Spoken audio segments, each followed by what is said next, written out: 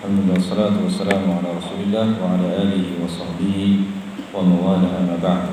Baik, kita lanjutkan sebentar. Ya. Baik, jadi makna kezaliman dalam ayat tersebut adalah kesyirikan. Berdasarkan konteks ayat, ya, dan juga hadis Nabi sallallahu alaihi wasallam yang menafsirkan bahwa kezaliman di sini adalah kesyirikan sebagaimana yang disebutkan dalam surat Luqman. Ya, ketika Luqman menasihati anaknya, nasihat yang pertama apa? La tusyrik billah. Ya, ini menunjukkan bahwa hal pertama kali yang harus kita tanamkan kepada anak-anak kita adalah jangan engkau menyebutkan Allah, jangan engkau berbuat syirik. Ini yang pertama kali, tauhid. Ya. Kenapa? Alasannya apa? Inna syirka la dzulmun adzim. Karena kesyirikan itu adalah kezaliman yang sangat besar. Kenapa dikatakan kezaliman? Karena perbuatan syirik adalah menempatkan peribadatan kepada selain Allah. Dan ini keliru. Perbuatan zalim adalah menempatkan sesuatu bukan pada tempatnya. Itu kan kezaliman. Ketika manusia beribadah kepada selain Allah, berarti dia telah menempatkan ibadah bukan pada tempatnya. Maka dikatakan kezaliman. Kezaliman yang besar. Jika ditinjau dari aspek bahasa Arab, kata zulmun, alladzina amanu wa lam yalbisu imanahum bidzulmin, ya, memang memang disebutkan dalam konteks penafian. Penafian itu apa? Kalimat negatif. Wa lam yalbisu imanahum bidzulmin, dan tidak mencampur adukan keimanannya dengan kezaliman. Ini namanya penafian, ya. Konteksnya penafian. Sehingga ini menunjukkan makna kezaliman secara umum. Maknanya memang demikian, menunjukkan kezaliman makna secara umum, yaitu kezaliman terhadap diri sendiri, kezaliman terhadap manusia, orang lain, dan kezaliman terhadap Allah. Konteksnya memang demikian, bidzulmin, ya, secara umum. Maka tidak salah.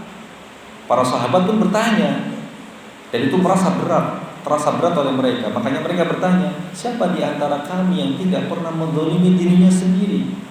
Itu. Makanya para sahabat bertanya, ya. Oleh karenanya Nabi sallallahu alaihi wasallam kemudian menjelaskan bahwa yang dimaksud dari kezaliman di sini adalah kesyirikan. Dan ini dalam bahasa Arab atau gaya bahasa ini disebut dengan itlaqul 'am yuradu bihil khas. Menyebutkan lafaz yang umum tetapi maksudnya khusus. Ya, menyebutkan lafaz yang umum tapi maksudnya yang spesifik atau khusus. Ya.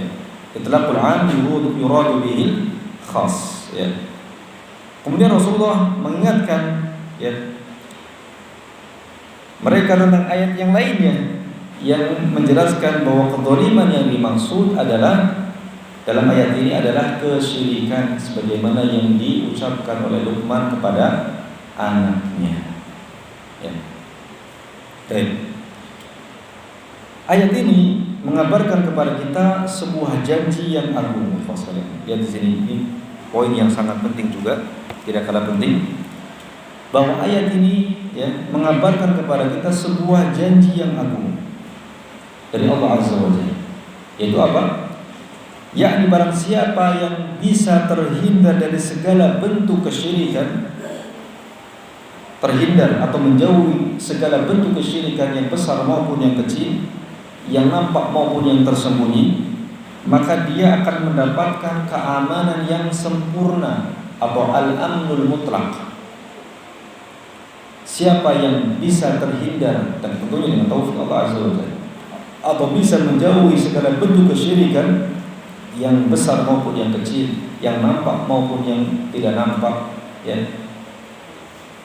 yang tersembunyi maupun yang terlihat, maka dia akan mendapatkan keamanan yang sempurna atau al-mutlaqul al-amrul mutlaq, keamanan yang sempurna.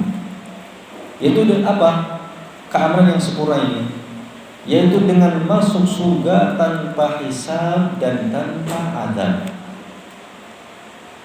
Tanpa hisab dan tanpa adab. Ini janji Allah Azza wa Jalla.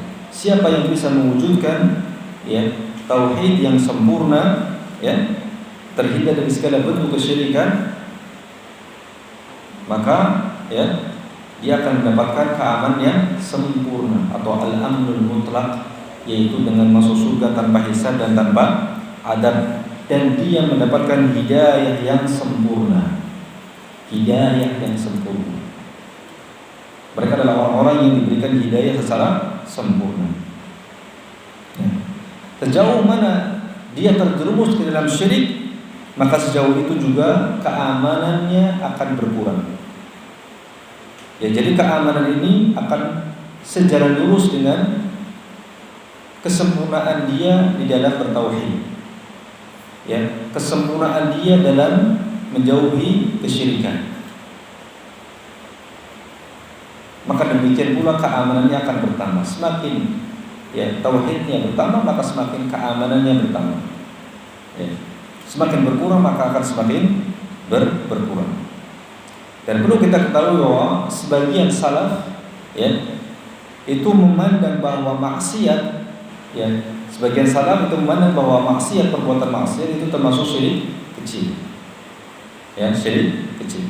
Sehingga ya semakin terjerumus seseorang ke dalam maksiat, maka akan semakin berkurang pula kadar keamanannya yang akan dia dapatkan. Ya. Akan tapi ini poin juga. Akan tapi ya selama seseorang wafat dalam keadaan tidak melakukan syirik besar, tidak terjatuh dalam syirik besar, ya syirik besar, maka Allah Azza wa Jalla akan menjamin untuknya ya keamanan yang paling dasar atau mutlaqul amni. Allah menjamin untuknya keamanan yang paling dasar, yaitu mutlaqul amni. Yaitu dengan apa?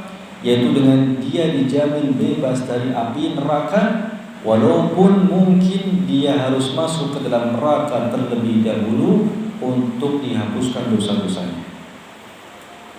Ini ya, selama menjauhi dosa-dosa, yakni syirik besar, ya, menjauhi syirik besar. Mungkin dia banyak terjatuh dalam dosa dan maksiat yang lain selain syirik. Selain apa? Syirik. Maka dia telah mendapatkan jaminan yang dasar, keamanan yang paling dasar, yaitu bebas dari api neraka, walaupun awalnya dia masuk ke dalam neraka terlebih dahulu. Maka dikatakan bahwa seorang ahli tauhid itu mendapatkan jaminan dibebaskan dari api neraka. Dan pembebasan dari api neraka itu ada dua macam. Pembebasan dari api neraka dari awal dia masuk surga langsung, dan yang kedua pembebasan dari api neraka setelah memasukinya.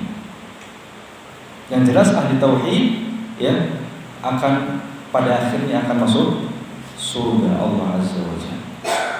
Makanya pegang ini, pegang ini kuncinya tauhid. Jauhi segala bentuk kesyirikan. Pelajari tentang tauhid dan pelajari tentang kesyirikan. Maka insya Allah kita akan selamat, baik di dunia maupun di akhirat. Di dunia kita akan aman, ya, merasa aman, dilindungi oleh Allah Azza wa Jalla. Di akhirat pun demikian, ya. Karena ahli tauhid ketika masuk di surga ini ada tiga macam. Ada yang masuk surga tanpa hisab dan tanpa adab. Jadi yang tadi sempurna, mendapatkan kesempurnaan keamanan. Ya. Ada yang masuk surga dengan hisab tanpa adab, dihisab dulu, tapi tanpa adab, sama-sama masuk langsung ke dalam surga. Yang ketiga, ada yang masuk surga dengan hisab dan adab. Dengan hisab dan adab, diadab terlebih dahulu, yaitu mereka para pelaku dosa besar dari kalangan umat Islam. Ya, para pelaku dosa besar dari kalangan Islam selain syirik, yang ketika meninggal tidak sempat bertaubat kepada Allah Azza wa Jalla. Maka nanti di akhirat kondisinya ada di bawah kehendak Allah. Jika Allah mau, Allah ampuni dia, langsung masuk surga. Jika Allah mau, Allah azab dia karena keadilannya, masuk neraka terlebih dahulu sesuai dengan kadar dosa-dosanya, kemudian masuk surga pada akhirnya. Ya. Kita mau milih yang mana? Milih yang mana? Kelompok yang kedua, kelompok yang pertama, kedua atau ketiga. Tapi pada dasarnya seluruh ahli tauhid yang betul-betul menegakkan tauhid ini akan terbebas dari api neraka. Itu janji Allah SWT. Ya. Tapi kita tentunya berharap minimal kita masuk dalam kelompok yang kedua. Syukur-syukur, alhamdulillah masuk kelompok yang pertama, tanpa hisab dan tanpa azab. Boleh kita berharap demikian, boleh kita berdoa demikian, silakan. Ya. Silakan. Ya. Dan kita tentu berharap ya masuk surga Allah Azza wa Jalla tanpa melalui azab. Ya. Nas'alullah salamata wal afiyah. Ya, innallaha waliyyu dzalika wal qadiru alaihi. Dan inilah perbedaan antara al-amnul mutlaq dengan mutlaqul amni. Al-amnul mutlaq ini adalah keamanan yang mutlak yang dimiliki oleh seseorang yang tauhidnya sempurna, menjauhi segala bentuk kesyirikan. Dan mutlaqul amni adalah seorang yang secara dasar memiliki tauhid. Dia meninggal dalam keadaan tidak menyekutukan Allah Azza wa Jalla, tidak berbuat syirik besar. Ya, maka dia sudah mendapatkan mutlaqul amni atau keamanan yang dasar. Ya, dia pun ya akan masuk ke dalam surga Allah Tabaraka wa Ta'ala. Demikian ikhwan yang bisa kita sampaikan pada pertemuan ini, mudah-mudahan bermanfaat bagi kita semua. Wallahu ta'ala a'lam wa a'lam. Sallallahu ala nabiyina Muhammad wa ala alihi wa sahbihi wa sallam. Akhiru da'wana alhamdulillahi rabbil alamin. Ada pertanyaan?